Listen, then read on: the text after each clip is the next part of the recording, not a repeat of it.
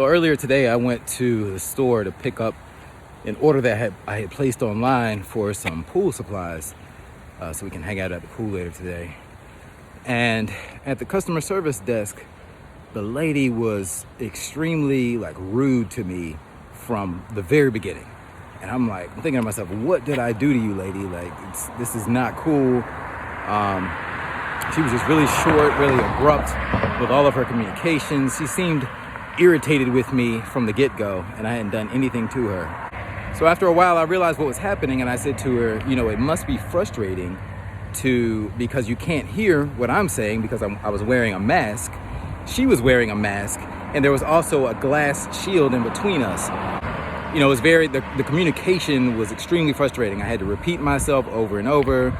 She had to repeat herself, and we finally were able to do the transaction. I had to do a refund, and I was picking up an order. So I said, it must be frustrating to have to deal with this all day.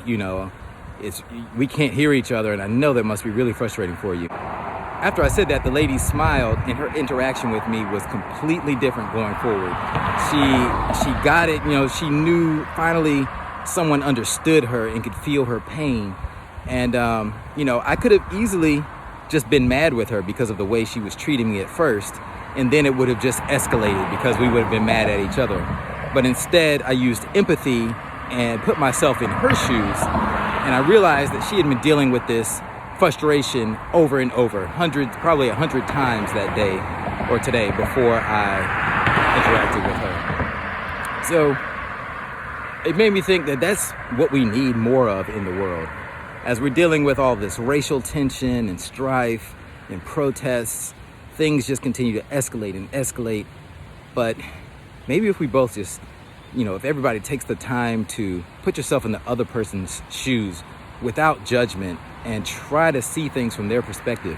You don't have to agree with them. You're not necessarily giving them a pass.